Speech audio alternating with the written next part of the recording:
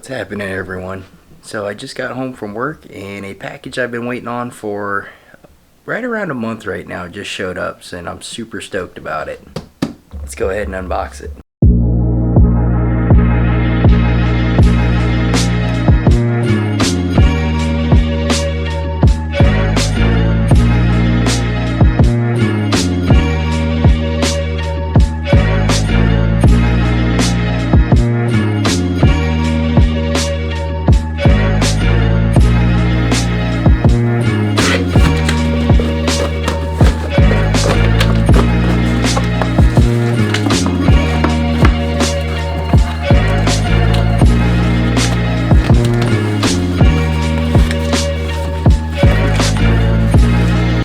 The struggle is real.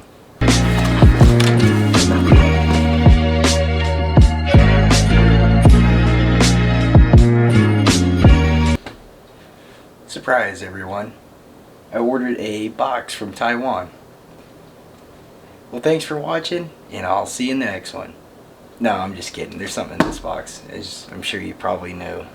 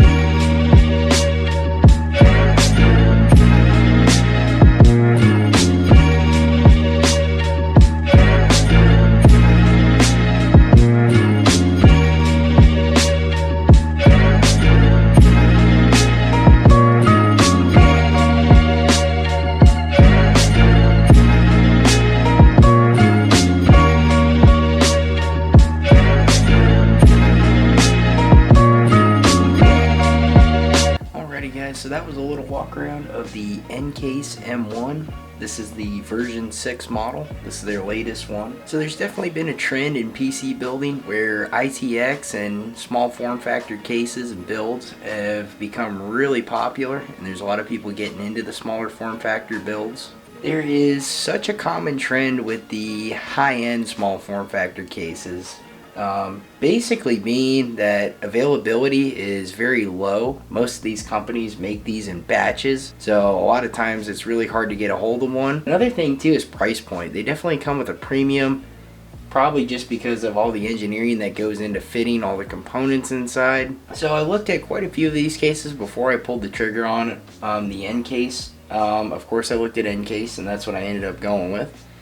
But I looked at the, I believe it's pronounced Loke, the Ghost S1. That's another really popular small form factor case. I looked into that one, and there was another one that was very similar to the Ghost S1 from another company, but looking at all of them, they're all overseas. They're all priced very high, and a lot of times availability just wasn't there. Most of them were out of stock, and the companies made them in batches. So like I said, it's a super common trend with these small form factor high-end cases. Now there are some exceptions to those trends that I was just speaking of. There's a lot of companies that have caught on to that and have tried to make the cases much cheaper and much more available. Lee, for instance, makes one that looks very similar to the Ncase M1, but it does come with a little bit larger footprint compared to the M1, and obviously they won't be identical. So there are companies out there that are trying to get into this small form factor market and maybe do it where it's a little bit more accessible. So talking about the Ncase M1s, I mean, first impressions, I'm really impressed with it. The machining seems very high quality. I mean, majority of this little rig is metal.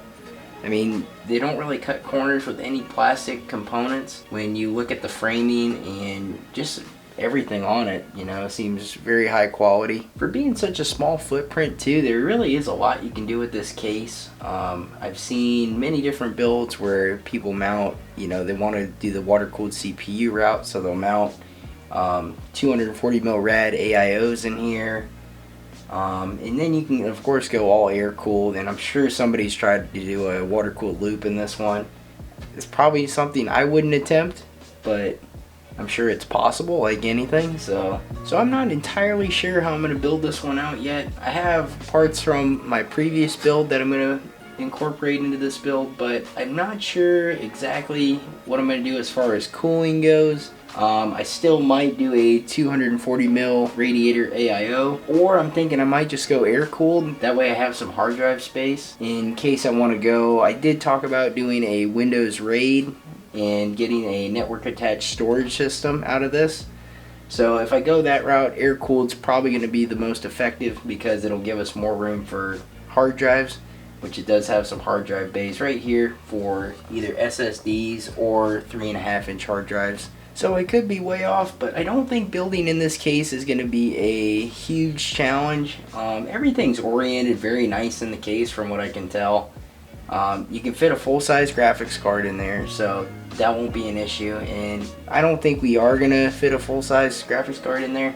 I'm just going to be putting a RTX 2060 in there for now. And then obviously choosing a small form factor power supply that's modular will definitely help us out too with keeping it clean. With a build like this where I don't need it up and running in a hurry, I'm definitely going to be cutting custom length cables, sleeving them all, keeping it super clean. So I basically just wanted to give you guys a little tour of the Ncase M1 version 6. I don't have a whole lot else to say about it other than I'm pretty excited about building in this case. First impressions, just an overview. I mean, I think it's a really nice high quality case. I don't want to go too much more in depth with this case in this unboxing because I have a hard time stating kind of the pros and cons of a case, especially when I haven't built in it. So I'll definitely be able to give you guys more feedback once I get a build in here and let you know how the experience was of building inside this case.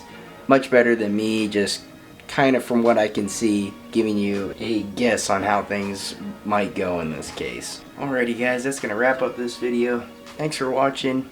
Hopefully it gave you a good insight on the Ncase M1 first look when you unpackage it. Be sure to stay tuned for this build vlog. This is going to be my first ITX build in general, and obviously the first one on the channel. So I'm going to have some other videos following up with this build, probably stuff to do with cable sleeving and just the overall build process inside the Ncase M1. So if you guys liked the video, make sure to give it a thumbs up, and if you want to see more tech related content, PC building, programming, some flight simulation stuff I'm getting into. As always guys, thanks for watching, and I'll see you in the next one.